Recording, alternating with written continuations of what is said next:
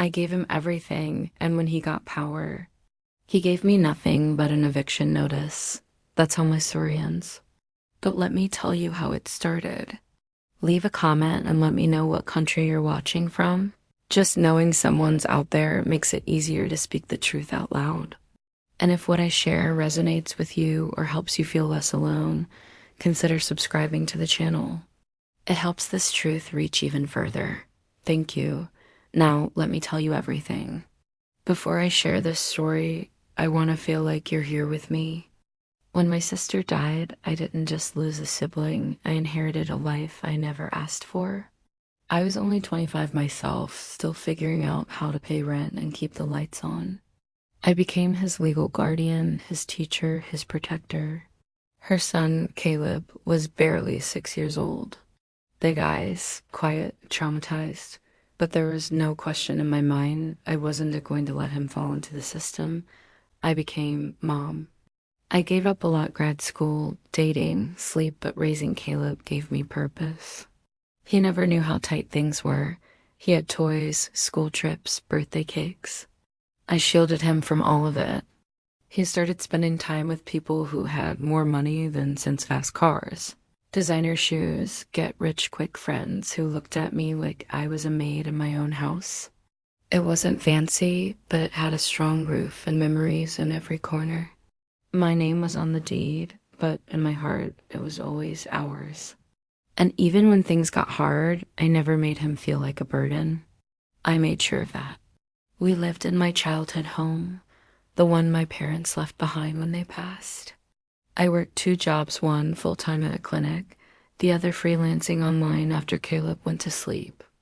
But my stomach turned when I saw a red circle drawn around our house address. I told myself, someday he'll understand.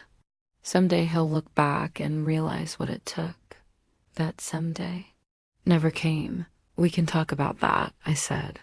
Do you want to rent an apartment nearby? I can help with the deposit, you know. I'm a man now. I need my own life, my own space. Thought it was a joke, but that doesn't mean it belongs to you. This is our family home. You've had your time. Now it's mine. It wasn't, because when Caleb turned 21, everything changed.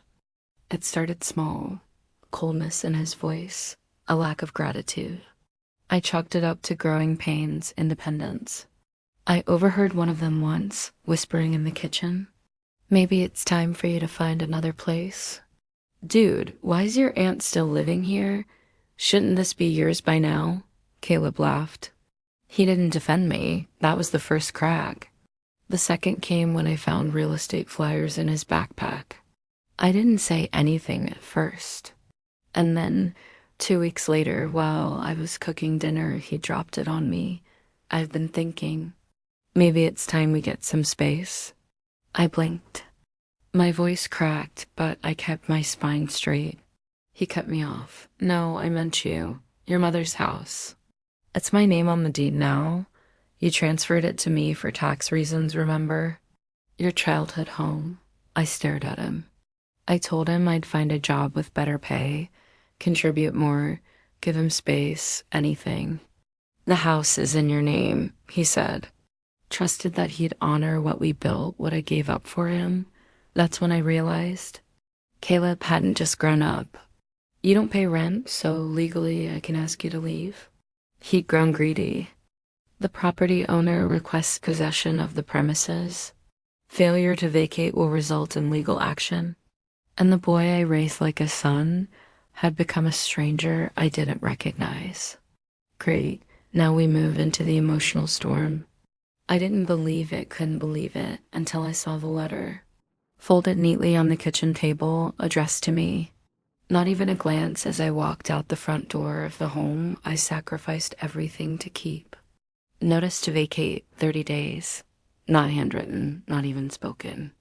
My own nephew, the boy I bathed and fed and prayed for, had served me an official eviction notice. I sat there staring at it, hands trembling, food burning on the stove behind me. The legalese made it clear. He signed it. Full name, no emotion. I waited for him to come home. waited by the door like some desperate mother waiting for her son to say it was all a mistake. When he walked in, I held up the letter. "What is this?" I asked.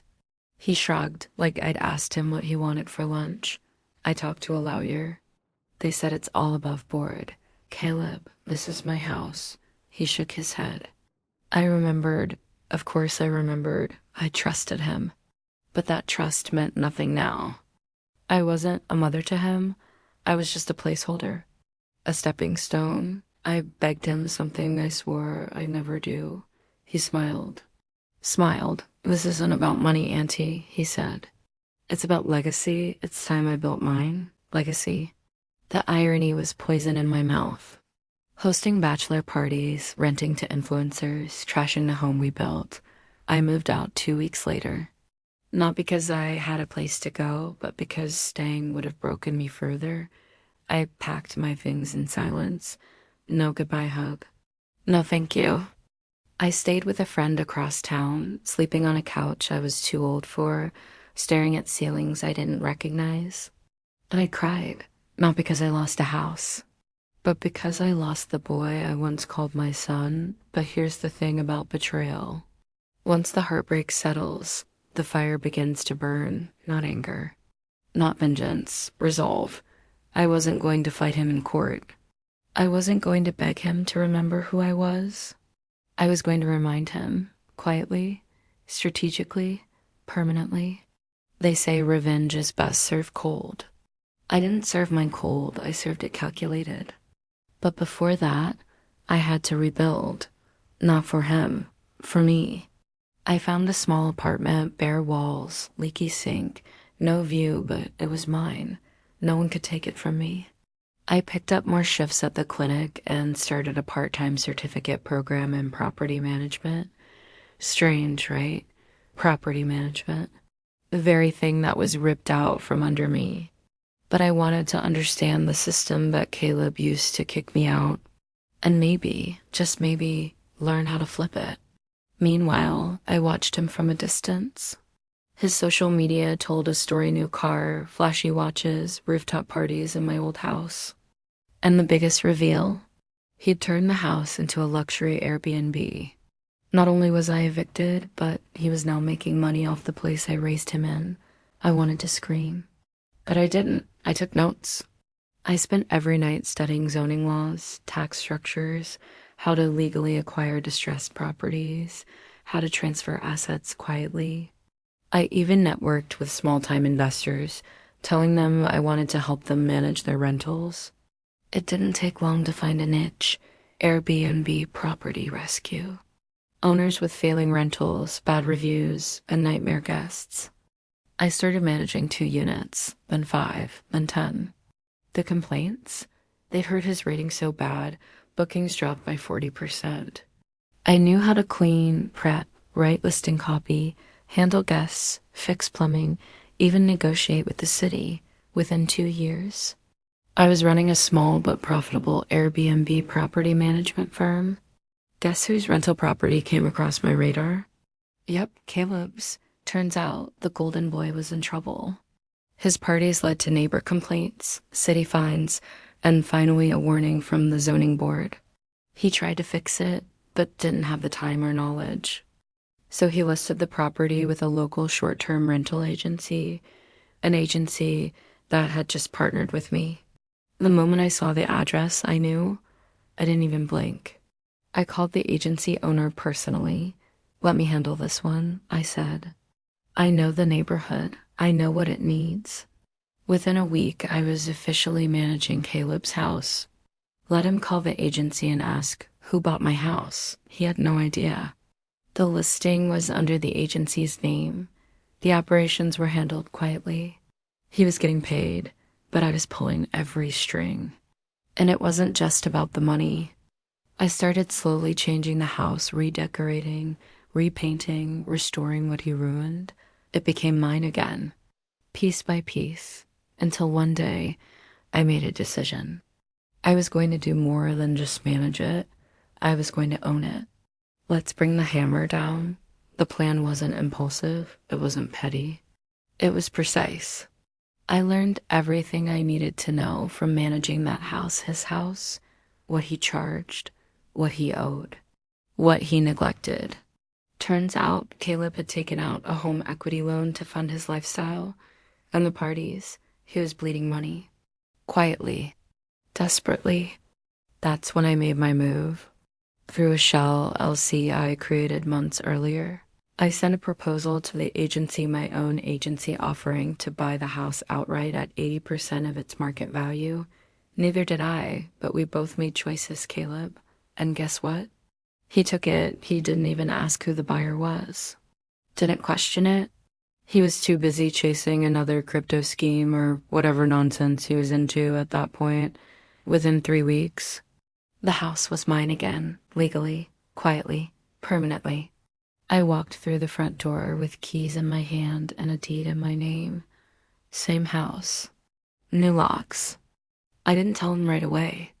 I let him get the payment notice first. They gave him the LLC name. Just a bunch of letters and numbers, no meaning.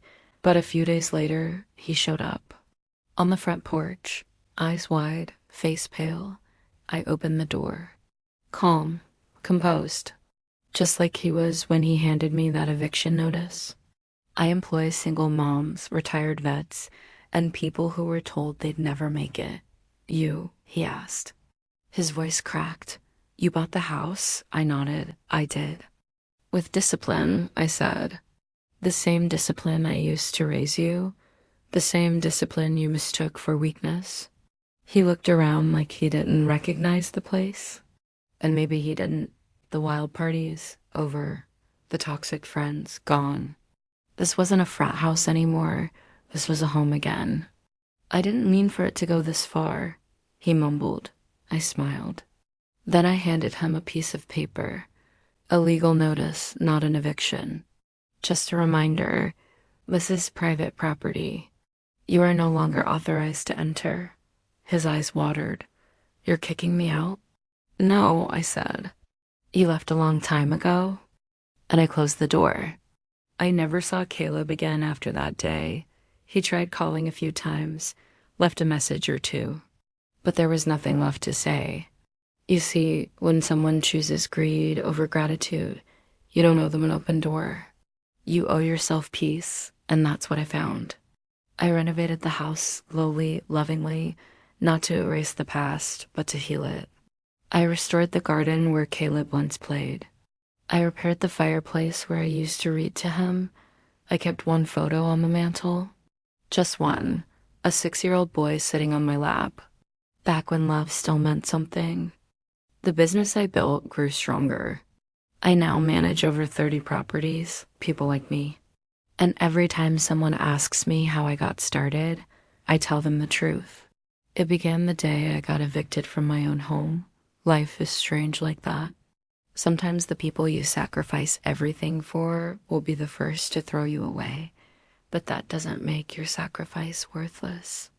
It makes it sacred, because here's the truth. Revenge doesn't always come with fireworks or applause. Sometimes it looks like buying back your stolen peace. Sometimes it looks like thriving quietly, and sometimes it looks like handing back the pain they gave you and shutting the door for good. My name is Lena. I raised my nephew like a son. He tried to break me, but I learned how to rebuild. And now I finally live in a house called freedom.